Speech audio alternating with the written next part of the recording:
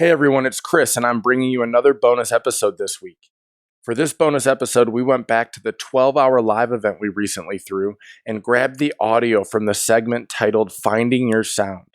Rae Hughart, Becky Thal, and Mickey Smith Jr., a motivational speaker, educator, musician, and recent Grammy Music Educator Award winner in 2020, got on and just provided a ton of motivation and an absolute awesome session we wanted to make sure we reshared and got it out once more time. We really hope you enjoy this, and as always, you can head over to teachbetter.com for more.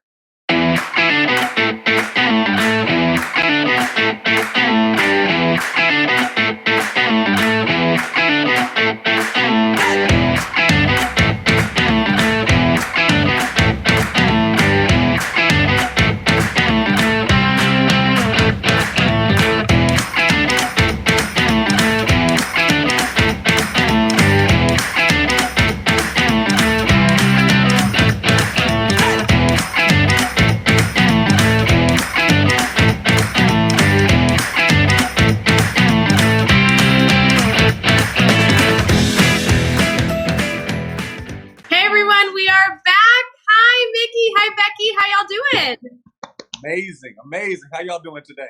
Good to be here. I'm so excited to see both of you. How's your morning been so far? Almost afternoon, depending on where you're located. How you doing? Yeah, mine's been pretty eventful. We're traveling quite a bit, got some business things going, and flight got canceled today. But it's all good. It's all good because everything happens the way it's supposed to happen. It happens for a reason. And I'm just excited to see what opportunities come now with this delayed but not denied experience. There you go. Delayed but not denied. Becky, how are you, friend? I haven't seen you in like a whole day and a half.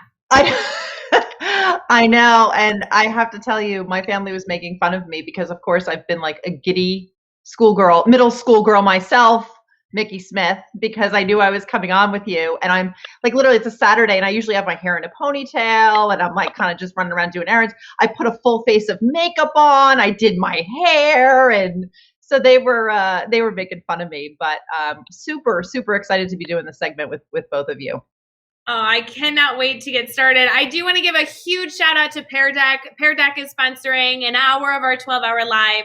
We have a discount code that we're going to be sharing with everybody because we just want to make sure you are using this incredible resource. And I know Becky and I were excited to tag team this incredible conversation with Mickey Smith Jr. Mickey, I'm going to have you introduce yourself and share what you do. And Becky Thal, I'm going to have you do the same because a lot of people might be tuning into the 12-hour, but may not be connected to you two individually. So I want to make sure they do. And then I kind of want to go into how I met you, Mickey, because you're a new connection for me, but I am just so thankful that we crossed paths. So to start off, Becky, I'm going to have you go first. Becky, can you explain what you do in education, how you're involved on the team, and then Mickey will go to you next. Sure. So my name is Becky Thal. I'm a 5th grade math and science teacher in New Jersey. And I have been with the Teach Better team almost 2 years now, which is crazy to think about. And it's just the opportunities it has opened for me have been amazing. And Mickey, I have totally been fangirling and stalking your YouTube and your Twitter and your Instagram over the past week. So super excited to hear you live. Thank you. It's truly an honor to be here today. I'm humbled just for the opportunity just to be able to share. So thank you for that. And for those that don't know, again, my name is Mickey Smith Jr. I am an educator. I was named recently the 2020 Grammy Music Educator of the Year recipient. But I have a confession, Ray. I got a confession. I don't teach music. I teach children. And I say that for a reason because what we talk about today, folks that may Google, they're like, what does the band guy know? What can the middle school band guy teach me? What can he share of value? And I believe that we all have a sound. If you think about it, we all have a sound. We all have a significance that has the ability to resonate with our young people and strike a chord with them. So I'm just excited to have these platforms and these relationships and these opportunities to hopefully encourage somebody and provide them some enrichment and some solutions in this season. And I just thank you again for just this opportunity. Well, and I love it. You know, Becky and I were brainstorming, right? Like, how do we make this segment as valuable to our audience as possible? And Becky, we came up with great ideas. I know we have a lot of questions for you, Mickey. But the moral of the story is we just wanted you to talk and share on everything you're passionate about, because anybody who connects with you, whether it be on Twitter, Instagram, YouTube, or anything in between, like your passion like radiates out of you. And I know you have so many tips and tricks for everybody. And I love that you focus on teaching children, because I know that as an educator, I've learned a bunch from you. And I don't teach music, but I'm a math teacher and I can learn from you. And I just really value that. I originally connected with you back in February. Like I said, we kind of just newly are connected. And I couldn't even explain like why I was so drawn to you and what you were sharing, except to just say that you light up the room when you speak, and you have an incredible skill set to bring people together and just make people smile. Can you tell me a little bit about the event that we met at and what your role or philosophy was at that event? Yeah, I believe I was providing some music and just some moments to allow folks to transition, and in that it's just an opportunity to connect. And I say that because at this event there were a number of speakers, there were a number of educators, consultants that were there. I was kind of I was fanboy. I'm gonna be honest. Like, and I'm in the room and I'm seeing these folks that I've admired from a distance, and I'm like, wow, this is super cool that we're in the room. And you realize that we're better together when we band together. And if you think about it, as I said before, we all have a sound, we all have a significance, and that significance that we all bring is unique in and of itself to ourselves, but it provides a unique solution to others too. And a lot of times we have to remember that what we do is not just for us, it's for those that we're connected to. So in that event, I was just there to serve. And honestly, I received so much more than probably I even gave, because it was just what I needed in that season as well too. So that's why events like this are so powerful. I take a lot of lessons that I learned in the classroom, and I use it as a mirror for us to see the value and the beauty. As a teacher, I'm an accomplished musician, so I travel, I perform, I tour different folks, and it's very easy in that profession to get jaded. Like, you see the musicians, they start getting the diva complex and stuff, and they're not bad people. It's like, I feel like it's a slow fade. Like, you look up one day and life has just happened. And I often have people that ask me, say, Mickey, how do you keep your joy for your gift, for what you do? Other people ask, well, why don't you just go into the music playing solely, professionally? Because I could do that. And honestly, teaching has taught me so much. When you teach a young person how to make their first sounds on an instrument, and you see how much it means to them. There was one little boy, he couldn't get the sound. He was trying to play the saxophone. He wanted to be, this is his words, he wanted to be like Mr. Smith. I've known this little boy his whole life. Matter of fact, him and my daughter were born on the same day at the same hospital. So he's like one of the kids. I just saw him a couple weeks ago. He's all grown now. He's taller than me. But we always joke that I say I've known him his whole life. So for him, it was super special to be in the class with Mr. Smith. And I got to be honest with you. Look, when I say everybody, I mean everybody. Sometimes we exaggerate. But everybody in the class had made their first sound, and he still hadn't. Like, and it was troubling him. Like, he was upset about it. So I used all my smoke and mirrors, and now it was just obvious he wasn't getting it. So I called him into the office, my little band office, and I sat him down and I worked with him. Y'all, he got the sound. And look, my man, he is like all boy, like whatever that means to you. Like, he's the rough and tumble little kid. When that little boy got that sound out, I watched him cry. He wanted it so bad. Just tears started streaming down his face. And I was confused. I don't do good with people crying. I'm like, man, what's wrong? Let's fix it. He's like, nothing's wrong. Nothing. And then he's embarrassed because I saw him cry. And I assured him, I said, hey, man, it's all good. Sometimes Mr. Smith gets like that too. It's all good. I dapped him up. We showed love. But that moment meant so much to me, because there are people that would give anything to have your worst sound. Because I need you to understand, that first sound he made was not the sweetest sound, but it meant everything to him. And it's those little moments when I'm teaching that just kind of, just kind of jolts you back into this state of reality, right? Sometimes we get in the alternate reality and we start to lose focus on what the main things are. And these kids are so important. So today, as we talk, I want to share things about the teaching, but I also want everybody to understand that when you teach, there are literally two backpacks. There's one you can see and there's one that's invisible. And when we teach, we don't just teach, we reach. We don't just instruct, we inspire. So I'm not here to just give you a rah-rah speech today or anything like that. I definitely want to give some practical next step teacher action steps so that you can not only find your sound, your significance, but you can help others discover their sound and thusly let us be the sound to change the world. I love this direction. And I just want to caution you, if you say better during our 12-hour live, you get green hearts in the comments, and you said it twice. And I just see green hearts are coming in. So I love it. Becky, I know you were so excited to connect with Mickey, and there's so much content out there. And when we were talking about finding your sound, we were thinking about like that can be interpreted in so many ways. What would that mean to a teacher like you versus a teacher like me? What were your initial thoughts, Becky? I mean, I know I have a lot to learn here. We have a full hour to kind of dive into that concept. Well, my initial thoughts were, before I even knew what Mickey does or who he was, I thought to myself when I first heard that segment, I was like, this is probably like finding your voice, but at a different level. Like there is a little bit of a twist to it. And I think that everything that Mickey was just saying, about helping students to persevere, and, it applies to any subject. It applies to anything that you teach. So you're teaching music, which, by the way, I would be the boy crying in your office because I don't play. So I'm going to need some lessons.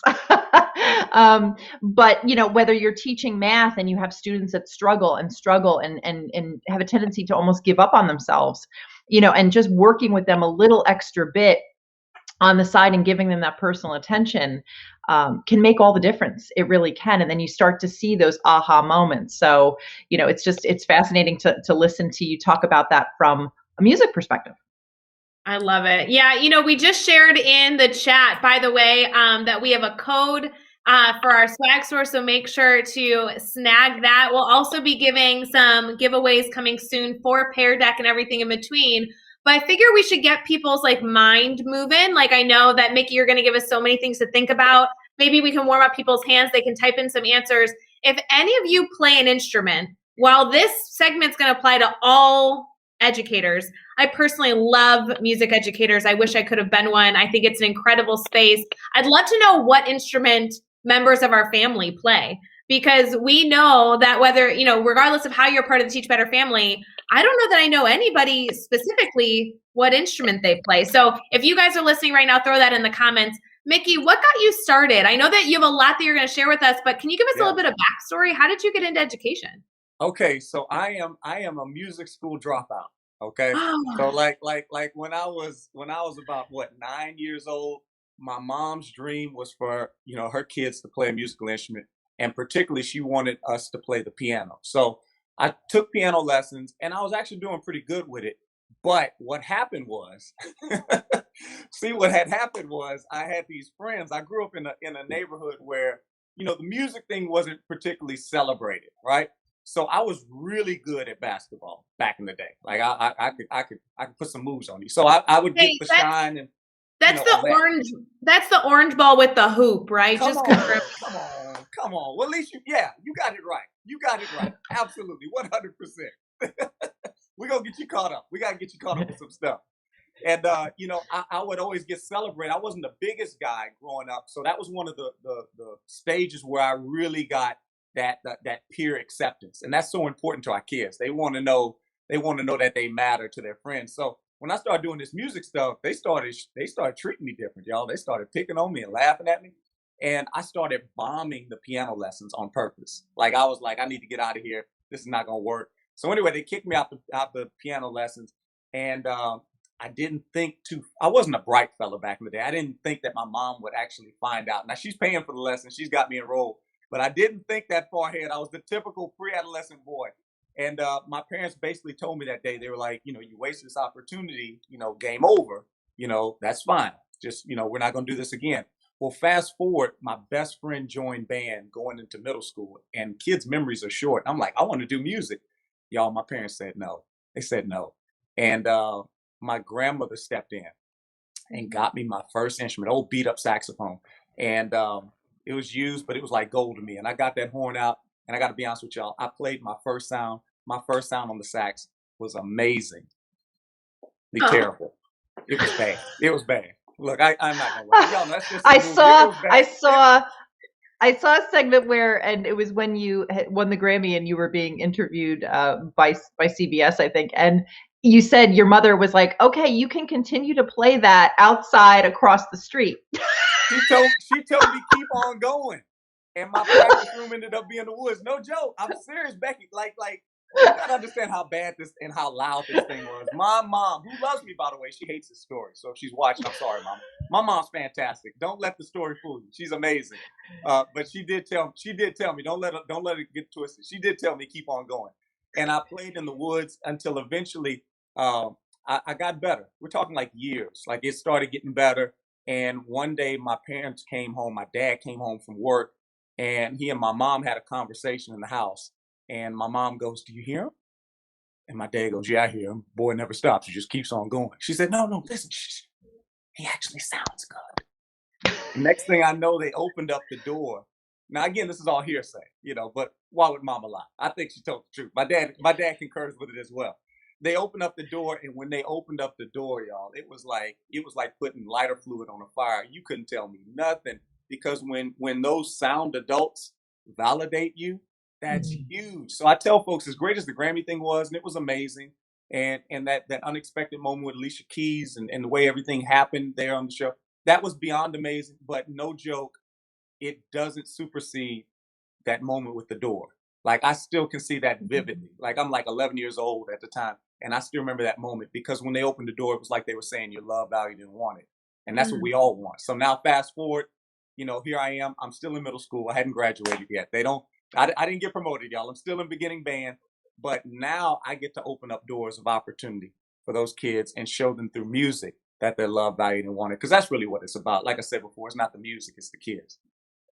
I love that concept, and we have to focus on that. I know it's going to be a lot of our discussion today, is how you as educators right now listening can take this and put it into your second grade classroom, your fifth grade classroom, your seventh grade social studies classroom, or your 11th grade English class. I mean, these are things that we can do. Can we back up real quick? I'm sorry, you said Alicia Keys though.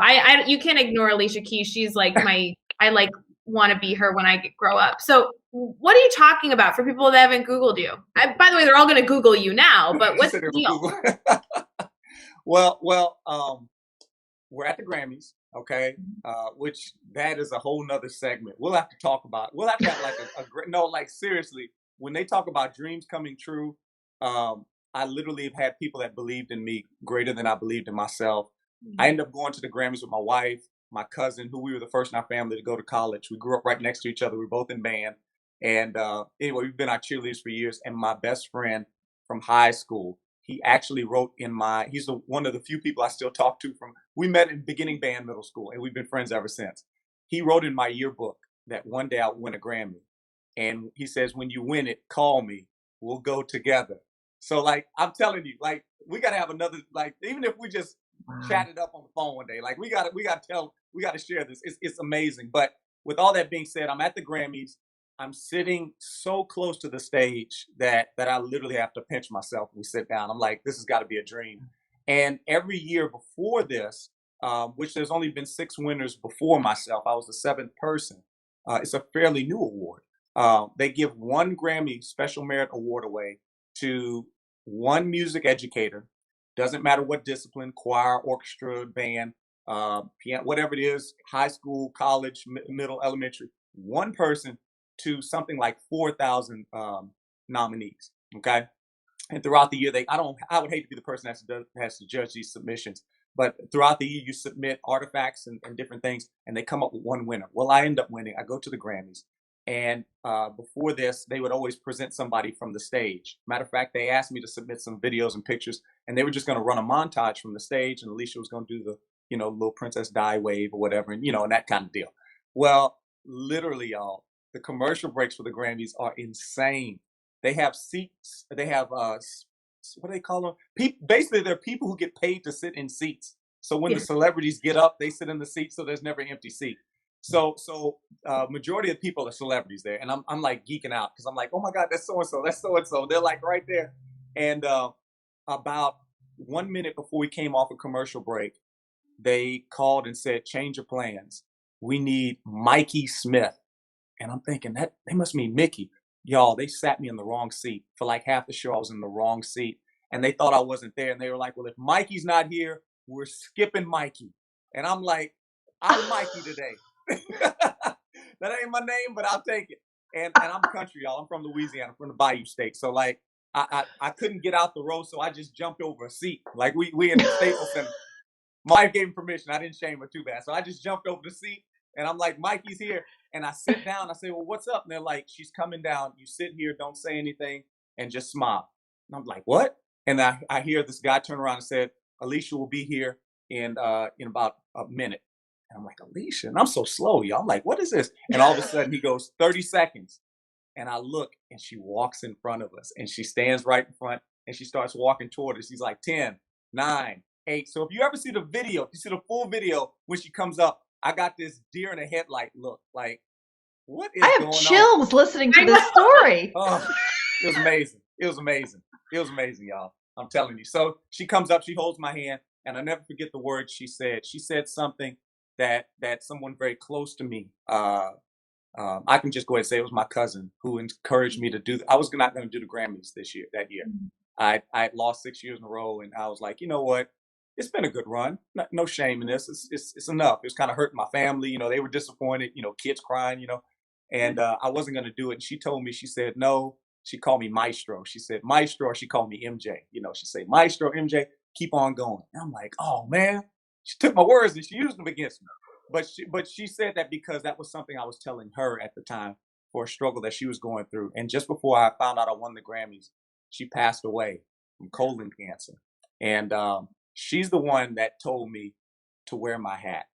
She's the one that would tell me to wear my red. She says, when you do these submissions and when you speak before people, she says, you aren't being your authentic self. She's like, you got to share your sound.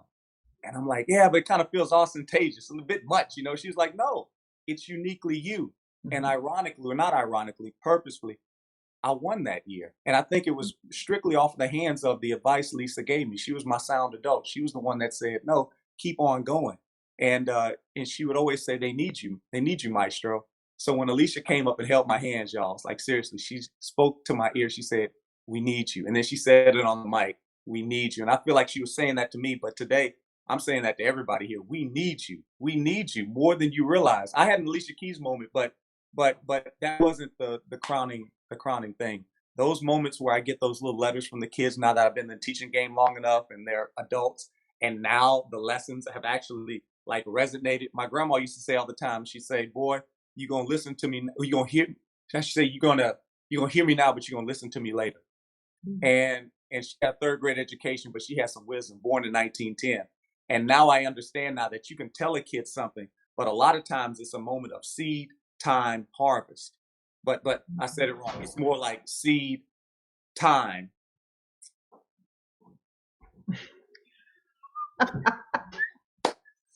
Harvest. Because we want stuff so soon, but it just takes the time. That's why I think that mantra of keep on going is so important, because it's in the resilience that you realize your significance. That's the two keys today for any educator, particularly in this season.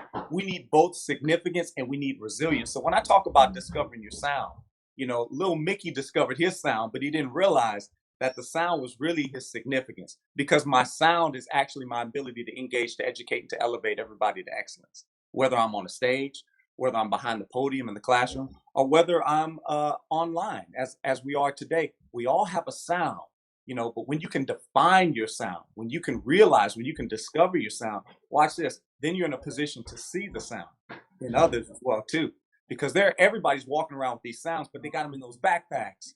And you got to be able to see that thing. So when we talk about the significance, that's the quality of being worth somebody's attention. That's the meaning that's found in people, places, and things, like, or even events, right? Or words that you speak. We all have a significance, and your significance can simply be your smile. Your significance can be the tone of your voice. It could be the hand dap that you give at the door when the kids walk in. It could be anything, the way your classroom is set up. There is a significance. Somebody needs you today. That's what I take away from Alicia Keys. She said, we need you. We need that significance. But the significance is nothing if you don't have the resilience. So that's being capable of bouncing back. That's understanding that when mama tells you keep on going, don't be so offended that you don't keep on going. See, what did mama really say? Kids get mad. They get mad. They're like, oh, Mr. Smith, you let your mama talk to you like that? I said, I sure did, because it was a different age. You didn't debate mama, right? It wasn't that kind of, it wasn't a democracy back then. She was the queen, right? But really, I tell them, what did she say? And they all kind of say it back, keep on going. What that means is not contingent upon the person that says it. It's contingent upon the person that receives it. So for me, I chose to accept that when she said keep on going, she meant just that. Don't give up. Now, is that what she meant? I don't know. I ain't never put mom on the hot seat about that one. But I'm glad she told me to do what I did, because now I'm in that position now, not only to operate with resilience, because my goodness, haven't we needed it in the last 2 years? I mean, if you didn't know that you had resilience and you're still here today, you got it. Matter of fact, if you survived 100% of the challenges, that should get you excited. Like if you're here today, you've survived, you successfully survived 100% of everything that's come against you. If you woke up this morning and you had a little oxygen coming in, a little carbon dioxide going out, look, I know a little science, right? Then you were successful. You're successful. And I think sometimes we miss that. We fail to see the sound, to see significance in each and every day, in each opportunity, because every opportunity is another opportunity for another opportunity. So look, I want to share 4 things, if I can, about what it means to keep on going.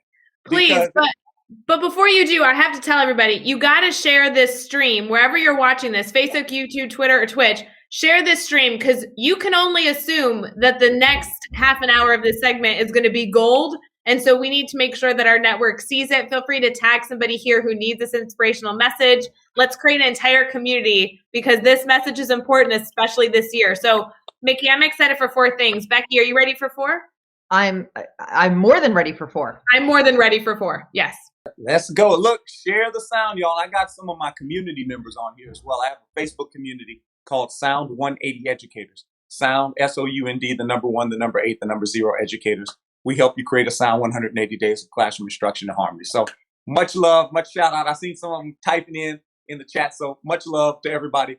But yeah, definitely let's share it and let's keep each other encouraged. You know, we talk about keep on going. That's the resilience. But how do you do that? I think number 1, you focus on solutions. And that may sound simple, but problems are everywhere. And the thing about it is problems were meant to be recognized. I don't want to be that dude. I don't want to have the toxic positivity or the ostrich with his head in the sand or anything like that. But the fact of the matter is problems were meant to be recognized, not committed to. You know, I think that we're better when we commit to the solutions that reach results. So I love to embrace the fact that results are what we're really after at the end of the day. Now look, I say that results should be what we're really after. Now, some people aren't after results. You know, like depending on what teacher's lounge you go in. Much love to teacher's lounge. I'll go in, but sometimes I won't stay because I'm kind of judging. I'm judging the thermostat. You know, when I go in, like, I don't like the climate in here. You know, I'm not trying to be bougie or anything like that. But the thing is, I've only got so much energy to carry me through the day, and I can't take on those toxic mindsets and cultures that will ultimately drag me down. Because I said it before, it's a slow fade. You know, nobody wakes up wanting to be marginal or disenchanted or jaded.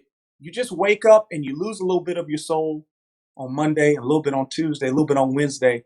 And without that sound circle, without that accountability, without that sound check, without that thing that allows you to keep on going, you look up and you've not made the progress toward that dream. Because I think if anybody starts teaching, I'm not trying to sound like Martin Luther King today, but I really do think they had a dream. Like when you did this thing called teaching, you didn't get into it for the money, okay?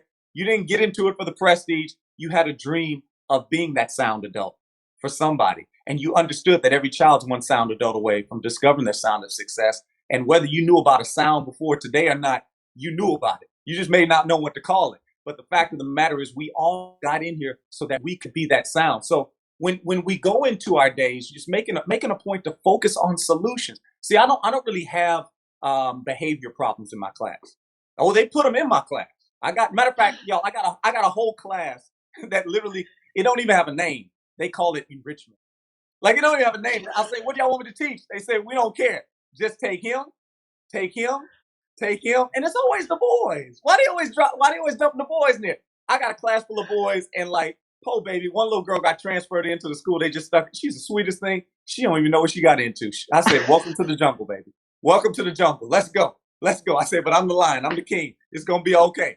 And they come in, and you know what? Those boys, look, I don't want to say too much because I might, you ain't supposed to say too much about the kids. I might get in trouble. But those boys are so bad. There's actually a contract out on them. There's a contract. No, I'm serious. There's a contract the school has written to where about their behavior and certain things that they have to do, right? But when you walk into my class, no contract needed. You couldn't even tell that they're terrible. I'm not saying that to boast or to brag. I'm not saying that to impress you, but to impress upon you. Kids are smart. You can con a con, you can fool a fool, but you can't kid a kid. And a lot of times kids know when you're for them or against them. Now look, I'm not gonna lie to y'all. I run a tight ship. So you're not just gonna come in and do whatever you want in my class, but you can never deny that I'm for you. You can never, you might, and I tell the kids, I'm not mad at you, I'm mad about you. Okay? You may not understand in the moment, but if you're honest with yourself, this dude really cares. And I don't see them as behavior problems. I just see the problem behavior. And we have to be able to isolate that and identify that. Why? So that we don't take it personal, but we make it personal. And it's so easy to take personal offense in the course of the school day and with the kids. But that comes as a result of focusing on the solution whenever you're teaching. What's the solution? Now look, when we talk about what's the solution, I need y'all to understand. Me and my wife, we've been married almost 2 decades now. Love my baby. She's a teacher too. She's a literacy teacher. Love Eugenia, right? So I love her so much that I watch things I don't want to watch. Okay? I'm probably gonna get some hate back on this, but I'm just being honest. If it wasn't for this woman, I would have never watched The Notebook. I'm just being honest. It wasn't on my to watch list. I'm just being honest. But you know what? I gotta be honest. I kind of like it. Don't tell her. But there's this one scene in The Notebook. What's my man's name? Noah and Allie, and he's like, "What do you want?" He's like, "What do you want?" And I'm gonna be honest. To a dude, that is like the simplest answer, like the simplest question to answer. But I have learned it is not so simple. It is. I have a teenage daughter. Not so simple. But I think that our success in the classroom comes with knowing what we want. Because if you show me a classroom that's winning, I'm going to show you one that is well defined, right? And when it's well defined, now the kids have something that they can latch on to and believe in. If you show me a classroom that achieves, I'll show you one that believes. And with that belief comes trust. And trust comes as a result of us focusing on the solutions. See, kids can tell, like, I ain't gonna mess with this Smith dude. He don't even get distracted with my shenanigans. He's got a mission and a statement. Matter of fact, he's got a mission statement. He ain't playing games. And I don't have to tell you I'm about the business. Like, you come into the classroom and you can see it's about the business. Now, what's the business? The business is you, right? But they know when they come in, this guy he's got an intense focus on what it means to be in his class. So I don't teach a lesson. I don't teach a class. I provide an experience. So when I call them in the class, I say, welcome to the Comet Band experience. Welcome to the such and such school experience. Because you can get a lesson anywhere. Oh, but man, I can't wait. Y'all about to experience something. Why? Because an experience lasts for a lifetime. But in order to have an experience, you have to be part of that experience. So what do you want? That's the big question. And maybe in the chat, maybe we start sharing some things. Let's think about it. What do we want in our classrooms? What do we want to be as educators? What do you want? Stop waiting on others to determine your weather. I hate to break it to you. You the weatherman or the weatherwoman, whether or not you determine the weather. I don't wait on it. I'm in Louisiana, and the deal is when you down here, you appreciate this, the air conditioning. Like, I need you to understand, it's different down there. They got that humidity with that scorching heat, right? So if I walk into my classroom, and many times it's happened where the air conditioning went out, am I enthused about a thermometer? Like thermometer it's not gonna do anything for me. Look, if anything's gonna make me mad. I don't need something that's going to just report the climate. I need something that's going to dictate the climate. I need something that's going to set the climate, that's going to set the atmosphere. That's why I encourage folks, don't be a thermometer, be a thermostat. But that only happens when you have a focus on what the solution is. What do you want? too many times people can't answer that simple question. So I effort want is to great, see, but execution is everything. yeah, I want to see in the comments we have 3 premium accounts for our Pear Deck sponsor. We're going to give that away. We need to hear from people. What do you want? I cannot wait. We're going to select 3 winners for that premium account thanks to Pear Deck. So throw your answers in. We're going to select 3 for that giveaway, and that will be epic. Holy cow. I did see, Mickey, I saw an interview with one of your students, and I think at the time they interviewed him, he was in 8th grade. And he said when he came in 6th grade, he was definitely, not probably the easiest student to work with. And, and then they showed a clip of you saying, which really, resonated with me. You said, I loved him how he was, but I loved him enough to want to try to change the direction I saw him going in. And, this student credits you for really turning things around for him, which is just, unbelievable. And, and kudos to you. I mean, it's just, and then, like you said, those are the moments that really make the job worth it. Yeah. Yeah. I mean, it's so powerful. I wasn't in there when the kids said it. I purposely left the room because I wanted them comfortable to speak. So I'm like watching that. I'm in Los Angeles at the time prior to the Grammys, and I'm just boohooing because, especially for little boys. I say little boys. I always call them young men. I call my students Mr. and Miss, and I tell them because I see you the way that you're going to be, not necessarily just the way that you are right now. That's why, with that young man, I say I loved him just the way that he was, but I loved him enough not to leave him just the way that he was. And it's that balancing act between seeing who that person is and also seeing a sound, who they can be, and providing them an opportunity to see it as well, too, and bring it into focus. That's what's so essential. But it starts with understanding who we are and what we want. And, a lot of times we just get caught up on what we do, but we're not human doings. We're human beings. So your being, that's what do you want to be? What do you want? So for those folks that have been putting their comments in, I want to challenge you to that second tier. I want you to think about, like you're talking about with that young man, he saw my being and he saw that I saw his being. So my question to you is, how can you reword the thing that you want into a being statement? Okay. So if you want engaged learners, okay, what does that statement look like? I mean, we're just talking right now. What would that statement look like instead of writing what I want the outcome to be? How could you write that to where you are that person? I am an educator who, I don't know, I'm putting y'all on the spot. What would that statement be? What is an educator that engages learners?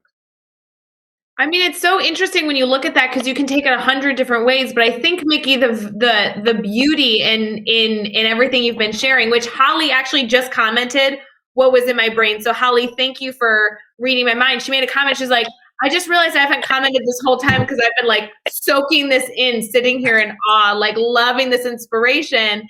And I love that because I think every educator can benefit from this concept. And this example perfectly sums it up. I want engaging learners. Engaged learners. That's what I want. But you're right that can be a goal that I have, but to turn it into an action step, a tactical takeaway, I need to make moves to ensure that they are. So I could go the direction of getting to know my students better, to better learn what engages them, right? Or everything in between. But every single classroom has the invitation to do that. And it's your choice, as all of our educators are here listening, it's your choice to then make the move to make that goal, that long-term problem you're trying to solve into your reality. And that is not easy. That's it. And we spend so much time in college learning about everybody else, learning about what made this educator great. If I could, I'll put it this way. When I'm talking to my students, I say, what good is it?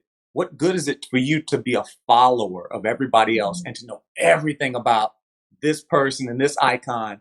But then when I ask you a question about you, you struggle. I say, how crazy is that? I'm not saying, I tell them you don't have to be arrogant, but I just need you to be knowledgeable about the most important person. And at the end of the day, you're the most important person because you're the only person that can control you in your actions. So as teachers, it's great to know all the great educators out there. And look, hey, follow me. I won't be mad about that. Sure. I love it folks follow me, but don't follow others at the expense of knowing yourself. And as we go and we look at people's profiles on their Instagram and their Twitter, and you're like, wow, that's so amazing. Okay, what's yours? What's yours? And somebody said, well, that's kind of audacious. I don't know if I want to write that down. Write it down, because it's not about audacious. It's about, really, it is. It's audacious awareness. I need you to have audacious awareness of who you are, because the battle we're facing is so strong. Matter of fact, we're going to play a little game right quick. This is one I do with my students all the time. Knock, knock. Who's there? I am. I am who? That's the question. And that's the answer. And as an educator, if I can get my kids to answer that question of I am who am I? That's why Rayvon won. That's the young man's name. I knew exactly who you're talking about, his story about he was. They started bringing him up to me. It's a pre-K through 8th grade school we have. And I'm probably saying too much, but it's all good. He don't mind. I didn't talk to his mama. Watch this. So it's a small community. Everybody knows one another. They would bring Rayvon up to me starting in 4th grade saying we can't do anything with him. And we begin to develop a relationship and a rapport. When he got up to the school, here's the problem, guys. The problem is we serve a what's in it for me generation. And here's the solution. We serve a what's in it for me generation. So people are like, man, how'd you flip the script? How did you fix? I didn't fix anything. I just gave the man what he wanted. The kids want what's in it for them. The problem is our classroom experiences oftentimes are not giving them what they want as much as what they need. You got to have a balance. You got to have both. But that comes from focusing in and doing the study and understanding who you're serving. Any great business is not only going to know their product, but they're also going to know who they're serving as well, too. And they're going to make sure that their product is in line with the needs of their customer base. And we have a customer base, or as I like to call it, an audience. And your sound has to resonate with your audience. And how does it resonate? Well, you create a bridge with your stage. What's your stage? It's your classroom. You got to discover your sound. You got to set the stage. You got to know your audience. But in order to do that, oh boy, I'm going to get kind of controversial right now. Number 2, you got to get over yourself. This is what I mean by this. Somebody's like, oh man, I knew it. He done got mean on this. No, hear me out. Don't make failures. Now somebody said, Mickey, you set the bar too high. No, listen to me. You can make failures just as long as you don't make the fail yours. Are you hearing me? You can make failures just as long as you don't make the fail yours. How many times do we make a mistake and we hold on to that bad boy like it's a badge of honor? We stick it in our back pocket, and the next time something remotely close to that comes up again, well, it's not going to work because, look, hold on, I got it in my pocket. This is what happened 17 years ago. Okay, we get it. That happened back in the day, but today's a new day. Look, we all make mistakes. You don't have to have all the answers. You just have to answer the call each and every day with that focus and that commitment. The focus doesn't mean that nothing's going to go wrong. It's just like the GPS. We've been traveling out of town right now, and as we're traveling, I get lost. But it's not like when my dad used to get lost and the marriage was in turmoil. Okay, look, y'all don't understand. They used to have the paper maps. McNally. I don't even know if McNally's a real thing anymore. Back in the day, you didn't have nothing if you didn't have McNally, man. And mama's fussing and daddy, But now, watch this. If you get lost, what the GPS say? Recalculating, right? Rerouting. Why? Because you have a focus. See, people want the destiny, but they don't want the destination. You can't separate the two. Where are we trying to go in this 180, in this journey? Yes, it's an arduous journey, but it's a hero's journey. And it's one that you're well equipped to make as long as you keep on going and you have that focus, right? And you understand that a mistake is not a mistake. Matter of fact, the only mistake are mistakes, missed opportunities along the way. So the journey is only lost when you stop. Going back to what Mama said, you got to keep on going. And the only way that you can keep on going is if you let go of the loss. Because if you let go of the loss, you'll see that it wasn't a loss. It was just a lesson, guys. Minimize the tendency to make your failure and mistake anything more than just a lesson. It's just a lesson. Some of the best lessons I've ever had are when the lesson plan crashed and burned. That's been some of the best lessons. And the kids are like, Mr. Smith, you're a genius. That was the best one. And I'm like, oh, well, what about the one I wrote? I thought it was pretty snazzy. No, they don't care. They don't care about your lesson plan. They don't care about your degrees. They don't care about your certification. Matter of fact, they don't care how much you know until first they know how much you care. And sometimes we have to get over ourselves and understand that they're not looking for perfection. Okay? They're just they're looking at us. And who are us? Who are we? We're just humanity on display. We're just humanity on display. Now, your display may be nice. You may have the nice hairdo and, the makeup may be just right. You may have a snazzy hat, or I don't know what you got. Okay. But it doesn't change the fact that you're not perfect. Take that pressure off yourself. If there's one good thing COVID has given us, it's the understanding that nobody had the answers. Even the experts. The truth. Ain't that the truth? I do want to give us all a moment to think through this. We have so many comments just coming through. There's no way for me to keep up with them. The one I'm looking at right now is from Marie, though, saying so many truth bombs. I think this is definitely a segment, Mickey, that people are going to need to listen to 3 or 4 times. I know Lindsay Titus was live with us earlier today. Lindsay Titus is going to tell us that we need to listen to this every morning as a pump up, let me tell you. And this is only the beginning of hopefully all the connections that you're going to be having with Mickey Smith Jr. We still have 15 more minutes of this goodness, but I do want to do a massive celebration, big celebration to our 3 winners of our Pear Deck Premium accounts, to Miss Greenheart herself, Megan Wells, Christine S., and Janice G. We are so excited to be awarding you this incredible gift from Pear Deck. So we'll be making sure that you get access to that. Remember, to win anything during our 12-hour live, you got to email Katie at teachbetter.com. She's running all the giveaways to stay everything organized. So just send an email real quick to Katie at teachbetter.com. Megan W., Christine S., and Janice G. will make sure that you have all those details. Now, Becky, I know that we have just been sitting here in awe.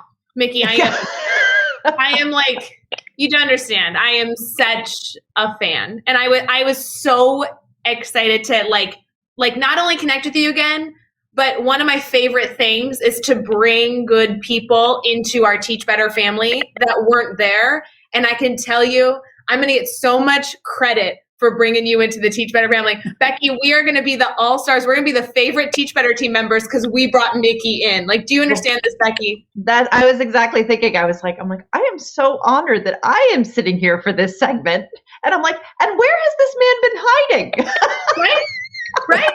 This is the problem, is that we need to all acknowledge how small our bubble is. The Teach Better team bubble, I joke about being so big. We have this big network, over 30,000 educators, right? All these things, guys. And yet we have not even pinched the surface of the incredible people spreading goodness into this field. And Mickey, I'm so glad that you're here, because I can only imagine the impact that you're going to continue to make, not only with your students, but with teachers. And one of the things that I will always remember that I'd love to focus on, if you don't mind, is I connected with you at this incredible event. Then I was like a total dork and asked if we could connect on the phone. And we talked for an hour on the phone. It was so fabulous that you gave me your time. And one of the things you said was, I'm speaking to a lot of music educators, but I can support all types of educators, right? Everything I do supports a science teacher, a math teacher, an English teacher, a kindergarten teacher. We all do things so universally that we need this message shared. And so I want to celebrate the fact that you are working with school districts and teachers around the world to share this message. Do you have a favorite part about that? I mean, you go to school districts and share so much knowledge. What's your favorite part of being able to work with teachers? Just having that educator that comes up and says, because of you, and you fill in the blank. I mean, there's too many things to even mention, but to just know that when you're talking and you're sharing, it's not just words. But it's making a significant difference. That's just my favorite part, because people's time, I believe, is precious. It's a commodity. That's why they say spend time, spend money, right? So my biggest thing is I just never want to waste people's time. I want to provide value. I want to give value. I think that's the mark of what we do as educators. If we're doing it well, we're adding value to the lives of those young people. And for me to be able to do this has been a process, because for so long, I was afraid to step out because I was afraid of not being able to give in a credible way. And so many people were like, Mickey, you're giving to your students. You'll continue to give to your students. They said, but if you can give to educators, now you're able to give exponentially. And I said, well, that makes sense. And again, I wasn't a great math student. So sometimes it takes somebody to kind of bring the basic middle school, high school math back to your remembrance. But that's been the greatest part, just being able to provide that. And I'm gonna be honest, as I do this, it encourages me to continue to encourage folks to go all in. And that's the third point. In everything that we do, let's go all in with it. Treat it like it is. It's not a profession. It's a passion. It should be a passion. I mean, I think when teaching done in its highest form, it's an art form. So today, I talk about discovering your sound. When it's done well, it's like an instrument in the hands of a master. I would even say it is the master. It is the master.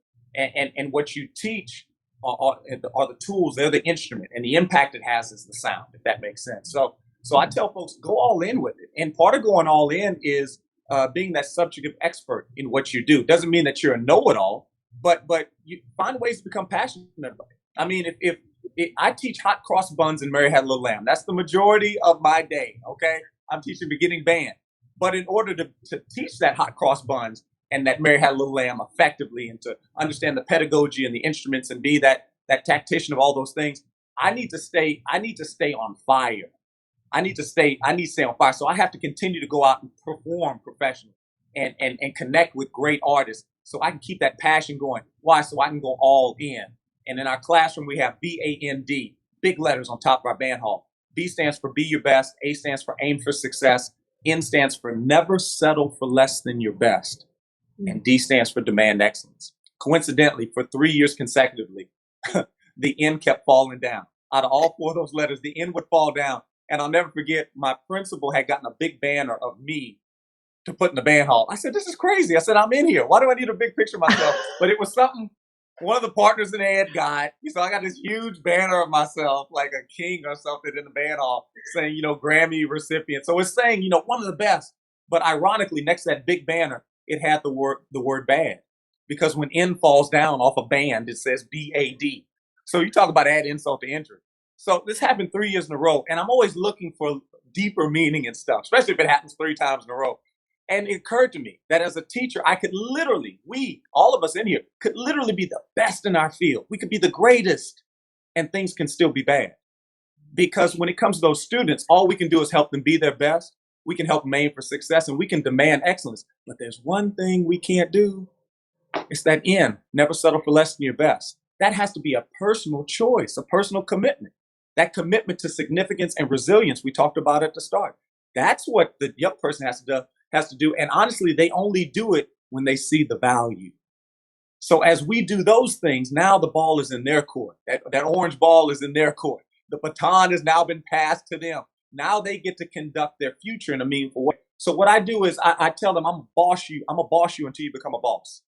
And then when you start making boss moves, I'm going to pull back and I'm going to give you the next level boss, right? So, but the whole point is to show them the value that they have. Whitney said it back in the day, I believe the children are our future. Or that dude on Coming to America. It's either one. I believe that the children are our future. Teach them well and let them lead the way. That's what going all in is. And then when we say all in, N actually stands for never settle for less than your best. So I challenge folks to go all in. And then lastly, life is better when we band together. We got to band together. Just like folks saying, there may be folks saying, man, I've never heard Mickey before. How many other sounds are on your campus that you've never heard? See, because when we talk about the band directors, this is what's amazing to me. I go into schools and like, man, such a fresh approach. I never saw it this way. Sure you did. You just didn't look. Because on every campus, there's a lady just like me who is operating differentiated instruction on steroids. Because you got to get everybody to perform. Because when you perform that concert, they don't care the little girls has got this IEP, this deficiency, this 504. They don't care. Because grandma just wants to hear that good sound. And that person, those individuals that can get the entire sound sounding better in the band, that's the people you need to be locked in with. How are you getting Jimmy to take this horn home every day? Okay, now if I've had a few teachers come in and like, Mickey, how do you, because I'm telling you, it's a joke. Like I'm in the classroom, but I wish somebody could video when the bell dismisses at the end of school. because there is a horde of children. With little horn cases. There's hundreds of children walking down the street with horn cases. And sometimes there's not a math book or a science book. And I'm not trying to be ugly today. I'm just trying to paint a picture. So why are they taking home something that is extremely difficult? Because music is not easy. Everybody wants to be in band the first week until they realize they have to practice. Everybody loves music. And then they say, oh, this is just not for me. But how is it that we can make it look like it's for everybody? By showing them the value and by making every day a Wednesday. See, I have what I call a dream distillery. I asked y'all today to paint your dream. Who are you? And then what happens is you reverse engineer that bad boy. You distill the dream. And you do it in such a way that you can be like the little lady at Costco's or Sam's or Publix or whatever and give the samples. I'm like the Cheese Whiz lady. I'm not going to teach you till you choke on it. I'm going to break it up into bite-sized winnable parts. That way we make every day a Wednesday, W-I-N-S. When's the last time your kids won? Miyagi understood it. He said, wax on, come back tomorrow, right? And Daniel's son, no matter how mad he was, he's like, he kept coming back because he kept, and then once he realized, Daniel got mad. Remember Daniel got mad in the middle of the movie? He said, you're not teaching me nothing. And he got mad and Miyagi said, punch me. And he blocked me, said, no, wax on. And then all of a sudden, Daniel was like, ooh, I know that karate. He didn't even know he knew it. Man, then watch this. Miyagi didn't have to ask him to come back. Daniel was happy to come back because he understood in every lesson there was an experience. And in every experience, there was a lesson. And previously, everything that I thought I lost was actually a lesson. But that only happens when you have the focus. That only happens not only when you have the focus, but when you focus on those solutions, when you don't make the failures, when you go all in, when you band together. And when you do those things, man, now all of a sudden you have stopped teaching and you've started reaching. You've stopped instructing. You've started inspiring. You've stopped having a classroom.